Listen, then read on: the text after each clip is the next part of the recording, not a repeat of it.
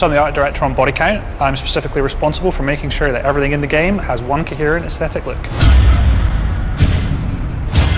So in Bodycount, you've landed in a really torn up, war-torn world. It's an old world, it's a dying world. It's a very unusual way to start a game when we drop the parachute into what's effectively a very old sort of British colonial style town. And from that point on, all of the different stages that you go through are completely different to the last one.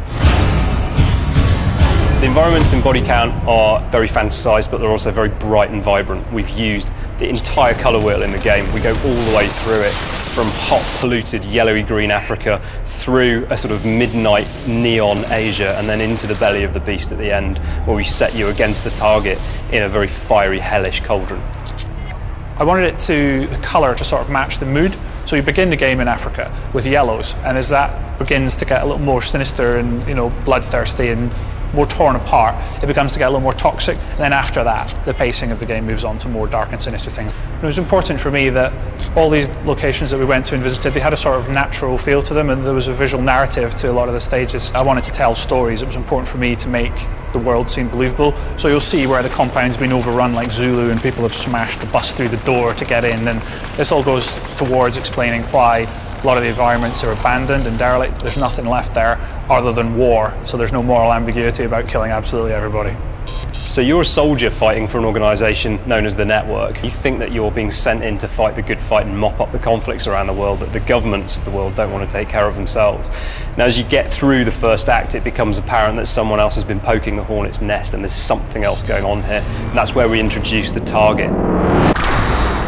The target are the real threat, they're the real bad guys.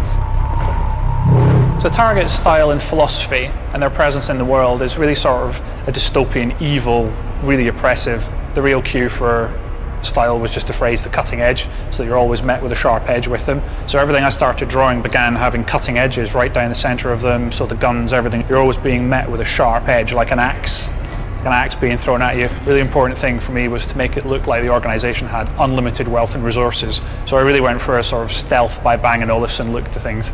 A lot of the reward for the player is the first time you come up against a target, and the buildings are going to be very tough, they're going to be very hard to get into. But you get inside their building, and the initial frustration of not being allowed in is rewarded by the fact that you really do become a bull in a china shop for these things. They don't expect you to be inside, so you're able to completely destroy all the glasswork, all the ceramic things. Bodycount's AI is completely class-based, so the idea is that we've put these different classes together that operate in very different ways and have different behaviours. So, for example, we've got a medic in there who can revive fallen soldiers. We've got a scavenger who will steal the game's currency intel from you and stop you from getting access to your upgrades. We've got heavy tank classes. So lots and lots of different types of AI. But then on top of that, we've got three factions. So we've got the army and the militia, and then we've got the target hidden in the background. It was important for me that when we were making Bodycount that it had a handcrafted art look, and that extended to the characters as well. Each of the factions have their own unique sort of signature colours, and all of those characters are sort of styled and branded to be very different. Now, whenever these factions meet each other in the battlefield, they'll fight in a completely dynamic way, and that class-based behaviour on both sides will dictate how that battle plays out. It's different every time, and it's going to be a different experience for you each time you go in and attack that firefight. A lot of Bodycount's uniqueness comes from the way in which we've used shredding and destruction, so we're not using it for set pieces, we're actually using it in the second-to-second experience. To be able to go into a world that looks really nice and it's really aesthetically pleasing, and then actually start destroying that world and smashing it to pieces is just really satisfying. Even from a tiny handgun, you feel like you're really kicking the ass out of the world.